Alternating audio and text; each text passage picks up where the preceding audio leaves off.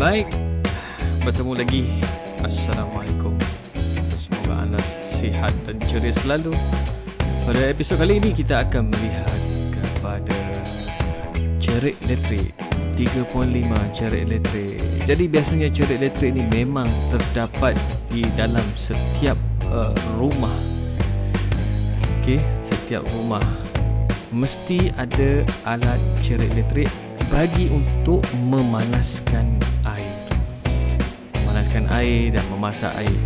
Jadi cerik elektrik ini sangat-sangat penting untuk kita memasak air terlebih dahulu dan untuk menghapuskan sebarang bakteria ataupun mikroorganisma yang membahayakan kesihatan, dan air itu perlulah dimasak.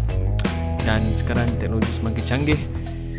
Ya, bukan sekadar kita, kalau zaman dulu kita rebus, kita bakar dengan kita bakar dengan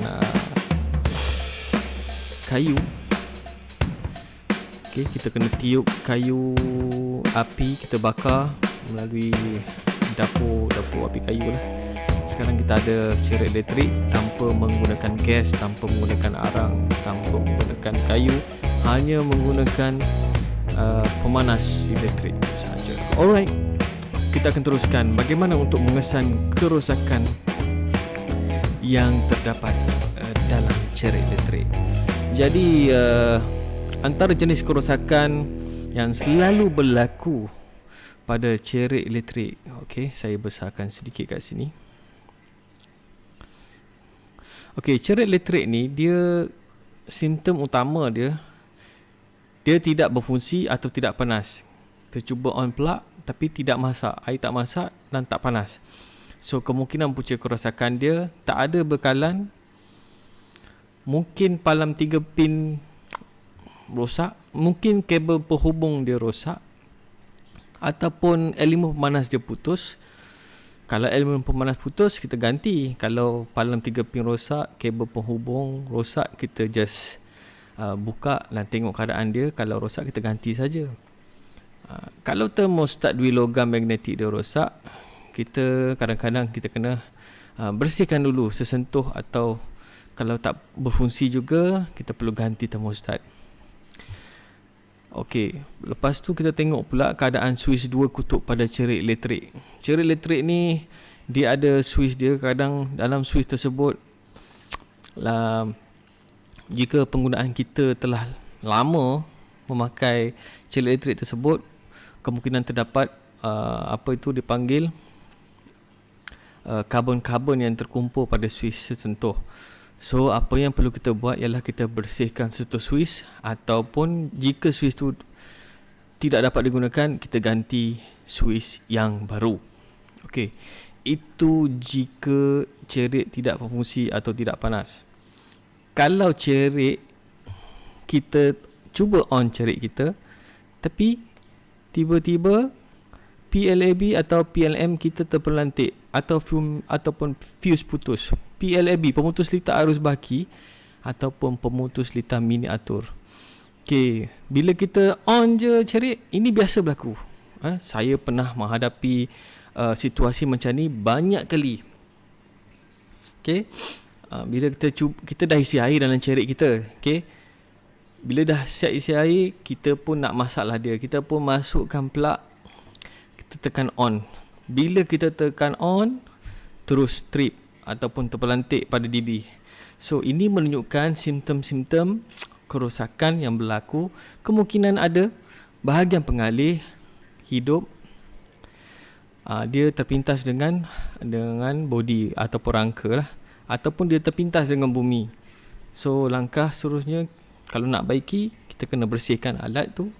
Mungkin ada habuk, mungkin ada kelembapan, kan?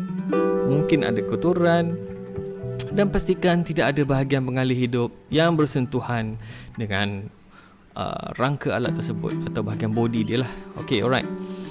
So kemungkinan punca kerosakan pada kita punya plug kita.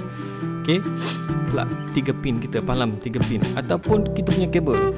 Kalau dua ni rosak, salah satunya rosak, cara dia untuk membuat pembaikan, kita perlu ganti dengan yang baru. Okey. Jikalau punca elemen pemanas terpintas ke bumi, ini situasi kalau kita punya cerik elektrik kita terpelantik ni. Kalau elemen panas dia terpintas ke bumi, kita dah check memang elemen panas yang short, maknanya kita ganti je lah elemen panas. Okay?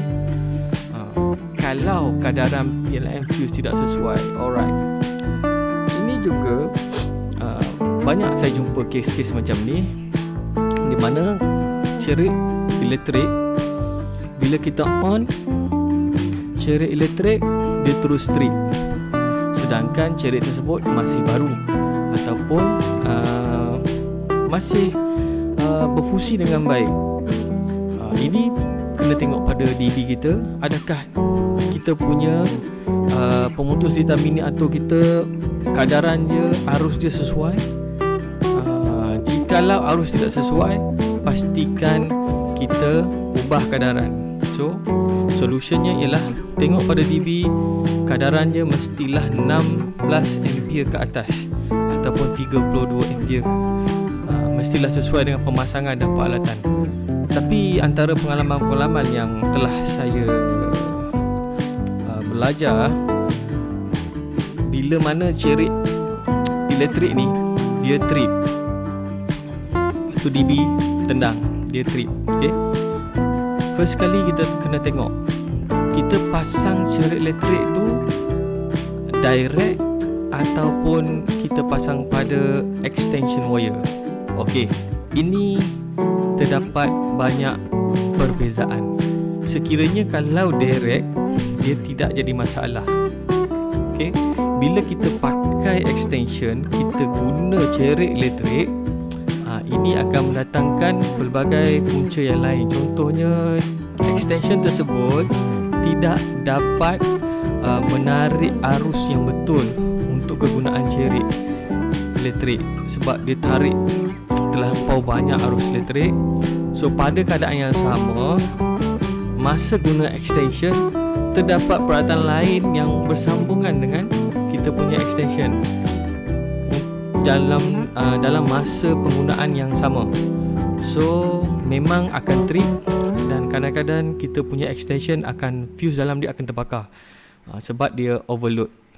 So untuk lebih selamat, sebenarnya penggunaan cerik air, cerik elektrik ini perlulah direct ke soket utama. Okey, itu adalah yang betul-betul kita perlu fahami supaya kita dapat mengelakkan berbelanja lebih untuk membaiki extension dan sebagainya. Okey. Okey, punca kerosakan seterusnya, suhu tidak boleh dikawal atau tidak terpelantik. Okey, ini masalah cerik elektrik di mana pastinya termostat dui logam atau magnetik rosak. So sekiranya kita kenal pasti memang ini kerosakannya, kita perlu ganti termostat tersebut. Okey, ganti termostat tersebut kerana termostat ni memang dia terdiri daripada dua jenis plate besi. Okey, so ini jadual 5 dia menerangkan pembaikan selenggara cerik elektrik. Alright, saya harap kamu semua faham secara ringkas penerangan ini. Jom kita tengok dia punya lukisan ceraian bagi cerik elektrik. So raja 11 kurungan A cerik elektrik, dia menunjukkan beberapa komponen-komponen asas. Antaranya ialah pemegang, elemen pemanas, penunjuk paras air, ada laras suhu, ada penutup laras suhu, ada suis jam pelang, sesenda getah, badan dan juga kabel bekalan. Okey, so litas skematik bagi cerik elektrik raja 11 kurungan B. So simple sahaja dia punya skematik dia, tapi memang kita perlu kena ketahui elemen pemanas dalam cerik elektrik ni memang selalu mengalami kerosakan litar pintas. Okey, sebab kadang-kadang ada sesendal ataupun getah penyendal yang mengalami ketirisan dan menyebabkan alat dalam tu bocor dan terkena bodi. Okey, Swiss tool dan toaster. Okey, ini adalah contoh-contoh di mana fungsi-fungsi cerit elektrik secara asasnya. So penggunaan cerit elektrik ni perlulah menepati. Kalau kita nak guna cerit elektrik supaya tahan lama, jangan sambungkan cerit elektrik pada extension wire. Jangan sambungkan cerit elektrik pada extension wire. Sambungkan terus kepada wall plug soket.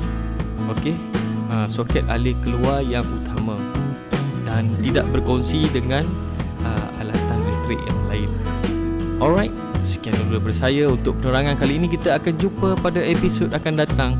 Dia akan menerangkan tentang dapur elektrik. So, jadi kita berhenti dulu untuk kali ini. Kita sambung pada sesi episod akan datang. Sekian, jumpa lagi.